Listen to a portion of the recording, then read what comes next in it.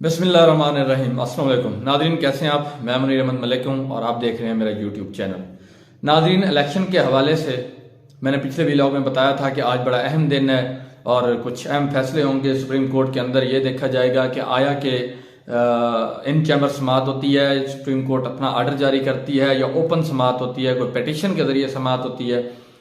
तो अब मामला जो हैं वो इस वक्त कुछ वाजे हो रहे हैं सुप्रीम कोर्ट के अंदर। वैसे मुल्क का मौसम जो है वो काफ़ी अच्छा है, लेकिन जो अवाम का मौसम है, जो अवाम के लिए मौसम बनाया गया, वो कुछ अच्छा नहीं है।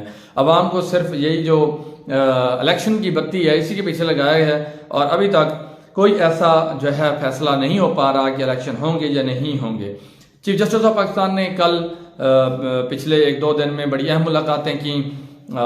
स्टेट बैंक ने अपनी रिपोर्ट जमा करवाई, इलेक्शन कमीशन ने अपनी रिपोर्ट जमा करवाई। इलेक्शन कमीशन ने तो चिट्टा जवाब दे दिया कि भाई हमने तो इलेक्शन नहीं करवाने। उनकी तो वही बात हो गई ना, जिस तरह एक मुहावरा है जो मुनासिब तो नहीं है लेकिन मुझे बोलना पड़ रहा है कि कुत्ती चोरा नाल रली हुई है।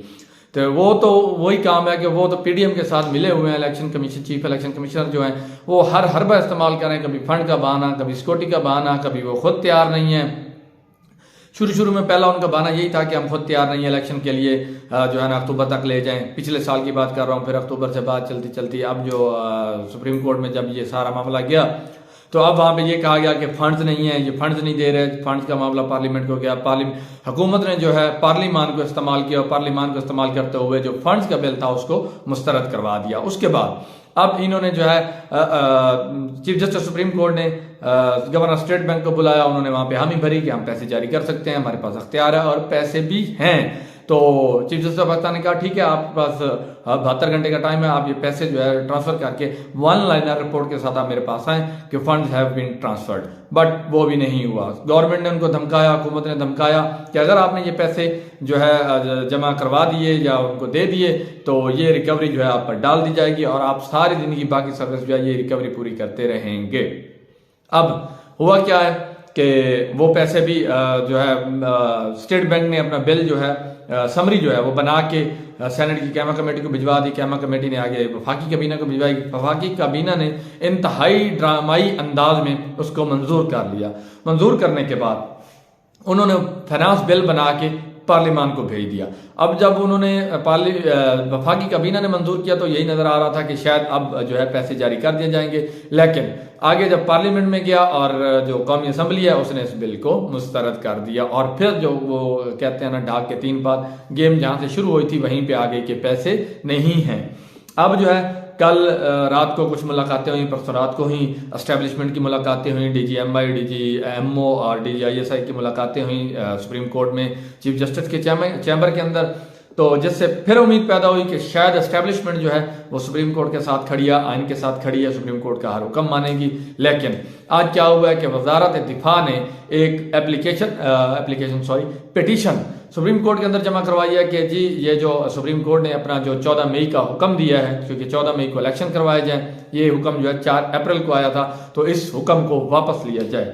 तो अब यहाँ पे सवाल ये पैदा होता है कि सुप्रीम कोर्ट वो हुक्म किस कानून के तहत वापस लेगी। कभी सुप्रीम कोर्ट ने तारीख में ऐसा हुआ है कि अपना हुक्म वापस लिया हो? जज जो हुक्म देते हैं वो आइन के तहत या कानून के तहत देते हैं। तो फिर क्या हो जाता है कि उस हुक्म को वापस लिया जाए, आइन चेंज हो जाता है या कानून चेंज हो जाता है।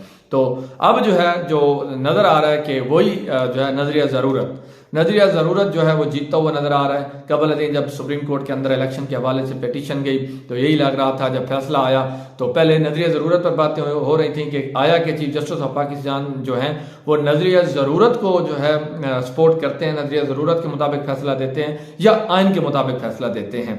नजरिया ज़रूरत जो है ये मौलवी तमीज़ुद्दीन के साथ जो है मंसूब है कि नजरिया जब आइन का जो है कुछ ऐसा फैसला हो कि आइन को आप फॉलो ना करें और ज़रूरत के तहत कि अगर ये कर दिया, आइन के तहत फैसला दे दिया तो ये हो जाएगा, तो नजरिया ज़रूरत को लागू किया जाता है। तो अब नजरिया ज़रूरत वही जीतता हुआ नजर आ रहा है कि अब जो आज अगर फैसला हो जाता है कि इलेक्शन नहीं करवाने, सुप्रीम कोर्ट ऐसा फैसला दे देती है, लग तो नहीं रहा, लेकिन कुछ भी बईद अज़ की आसना है, कुछ भी हो सकता है। तो ये जो अब हालात हैं ये अब ये बता रहे हैं कि ये जो अब कोई फैसला आता है जो ये नजरिया ज़रूरत की रिफाइंड फॉर्म होगी कि इस वक्त जो इलेक्शन कमीशन कह रहा है कि जी अगर इलेक्शन करवा दिए तो मुल्क में अनारकी फैल जाएगी, ये हो जाएगा, वो हो जाएगा, मतलब अवाम भले मार जाए, अवाम के साथ जो मर्जी हो रहा है तो नहीं उनको परवाह नहीं है।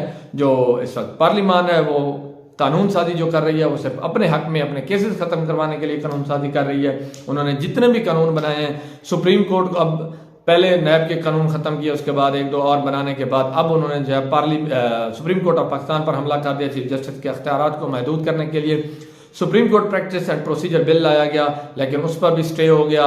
तो इन्होंने फिर जो है एक नई कहानी घड़ दी कि जी जो सुप्रीम कोर्ट है वो पार्लियामान पर हमले कर रही है, पार्लियामान के जो अख्तियारात हैं उनको महदूद कर रही है।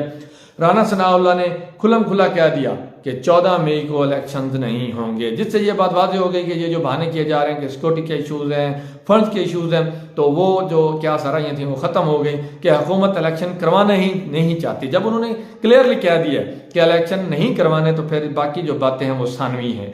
तो इस तरह जो है, इसके अलावा इलेक्शन कमीशन का रवैया कि हमने इलेक्शन नहीं करवाने, चीफ इलेक्शन कमिश्नर के बारे में मैं पिछले व्लॉग में बता चुका हूँ, उनका बैकग्राउंड बता चुका हूँ, उनको जो उन पर नवाज़शात की जा रही हैं वो भी मैं बता चुका हूँ, उनके जो सुसर हैं सईद मेहदी साहब उनके नवाज शरीफ के साथ क्या तल्लुकात हैं और जो चीफ इलेक्शन कमिश्नर हैं ये क्या करते रहे हैं वो भी मैं बता चुका हूँ। इसके अलावा चीफ इलेक्शन कमिश्नर को किसने लगवाया था, इमरान खान ने ये बताया कि जनरल बाजवा ने रिकमेंड किया था और कहा था कि आप इसको लगा दें। तो उन्होंने जो इमरान खान उन्होंने ये कहा कि मेरे कैरियर की सबसे बड़ी गलती इलेक्शन के चीफ इलेक्शन कमिश्नर की तैनाती है, तो मैंने ऐसा चीफ इलेक्शन कमिश्नर तैनात किया जो है खुल्लम खुला जो है क्लियरली सिर्फ पीटीआई को ही टारगेट कर रहा है। कि वो सिर्फ इमरान खान के कहने का ही ये नहीं है कि हमें भी नज़र आ रहा है, आपको भी नज़र आ रहा है कि जो फॉरेन फंडिंग के केसेस हैं पीपीपी और पाकिस्तान पीपल्स पार्टी और पीएमएलएन पाकिस्तान मुस्लिम लीग नून, इनके फॉरेन फंडिंग के केसेस पीटीआई से पहले के इलेक्शन कमीशन में जेर समात हैं, लेकिन वो केसेस अभी तक जो है वैसे ही जेर समात हैं। लेकिन उसके बाद जो है पीटीआई का केस है फॉरेन फंडिंग का, जो इन्होंने उठा के आगे भिजवा दिया, लेकिन इस्लामाबाद हाई कोर्ट ने उसको डिसमिस कर दिया, केस को ही डिस्पोज कर दिया और वो केस खत्म हो गया। आप खुद अंदाजा लगा सकते हैं कि वो किस नीयत से केस बनाया गया था, जिसको इस्लामाबाद हाई कोर्ट ने पहली पेशी पर भी उड़ा के रख दिया। ये है इलेक्शन कमीशन का रवैया। चीफ इलेक्शन कमिश्नर जो है वो खुलकर जो है कह रहे हैं कि इलेक्शन नहीं होंगे, हम नहीं करवाएंगे। इसके अलावा जो नजरिया ज़रूरत है वो अब जीतता हुआ नजर आ रहा है और इलेक्शन का जो इनकाद है वो मुकम्मल तौर पर खटाई में पड़ गया। जो आज वज़ारत दिफा ने पिटीशन दायर की है कि इलेक्शन की जो डेट है ये सुप्रीम कोर्ट ऑफ पाकिस्तान ने 14 मई को जो इलेक्शन करवाने का हुक्म दिया हुआ है और वो हुक्म 4 अप्रैल को जारी हुआ था कि इलेक्शन करवाने और 14 मई को होंगे, मतलब कबल अजी 30 अप्रैल को होने थे। तो जब चीफ इलेक्शन कमिश्नर ने उस डेट को एक्सटेंड कर दिया, अक्टूबर में लेके गए, तो फिर पिटीशन दायर हुई और फिर सुप्रीम कोर्ट ने अपना फैसला दिया कि 14 दिन जो है वो समात में ज़ाया हुए हैं, तो इलेक्शन के दिन जो है वो 14 दिन आगे कर देते हैं। यूँ जो है ईद के बाद ये तारीख रखी गई, ईद के पहले भी ईद के बाद ही होने थे, अब जो है इस डेट को 14 दिन आगे कर दिया गया। अब क्या है कि जो सुप्रीम कोर्ट है वो अब दोबारा उस जो आज पिटीशन दायर हुई है वज़ारत दिफा की जानिब से कि आप ये फैसला वापस लें, उस पर समात होने जा रही है।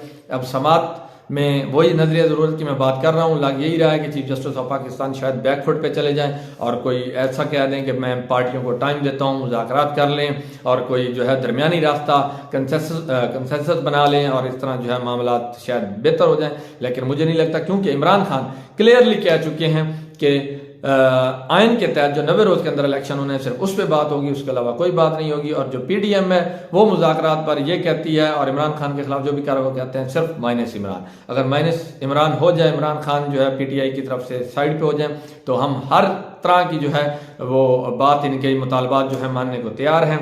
क्योंकि पीडीएम को नजर आ रहा है कि हम 13 जमातें भी मिल के इमरान खान का मुकाबला नहीं कर सकते, इमरान खान क्लियरली जीतेगा।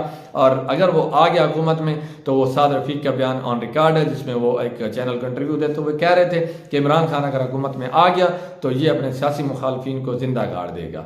तो ये केसेस जो इन्होंने ख़त्म करवाए हैं 1100 अरब और जो इन्होंने कानून साजियाँ की हैं, ये सारे रिवर्स हो जाएंगी। साफ ज़ाहिर है जब नया पार्लियामान आएगा वो नए बिल बनाएगा और नए बिल जो पुराने बिल होते हैं या पुराने कानून होते हैं वो उनको ख़त्म कर सकते हैं, उसमें अमेंडमेंट करेंगे, दोबारा केस रीओपन होंगे और ये लोग जो इस वक्त हुकूमत में बैठे हैं दोबारा जेल जाएंगे। सिर्फ इनको यही डर है और इसी वजह से ये इलेक्शन का जो इनकाद है वो खटाई में पड़ा हुआ है। अब जो बेंच बनाया गया है, सुनने में यही आ रहा है कि ये वही बेंच है जो कबल अजीम जो है इलेक्शन केस की समाअत कर रहा था, मतलब chief justice of Pakistan Umar Ata Bandial साहब, जस्टिस इजाजुल हसन साहब और जस्टिस मुनीब अख्तर। अब देखना यह है कि आज सुप्रीम कोर्ट क्या फैसला देती है। आया कि यही कहती है कि आप जो है इसको तमाम पार्टियां बैठें और इस पर कोई मुश्तरका लाएमल लेके आएँ, अगर नहीं तो फिर क्या फैसला आता है। नजरिया ज़रूरत जीतता है। तो अब जो पोजीशन है, जो मेरी ओपिनियन है, मेरी ऑब्जर्वेशन है, वो यही है कि नजरिया ज़रूरत जीतता हुआ नजर आ रहा है, क्योंकि ये कहा गया है सिक्योरिटी इदारों की जानिब से कि अगर इलेक्शन करवाया गया तो मुल्क अनारकी की तरफ चला जाएगा, ये हो जाएगा वो। और सुप्रीम कोर्ट भी नहीं चाहती कि अगर इलेक्शन हुए और ऐसा कुछ हो गया इदारों ने या किसी वजह से भी कुछ हालात खराब हो गया तो फिर सुप्रीम कोर्ट जेरे अताब आ जाएगी। मेरे चैनल को सब्सक्राइब करना और वीडियो को लाइक करना ना भूलिएगा। अल्लाह हाफिज़।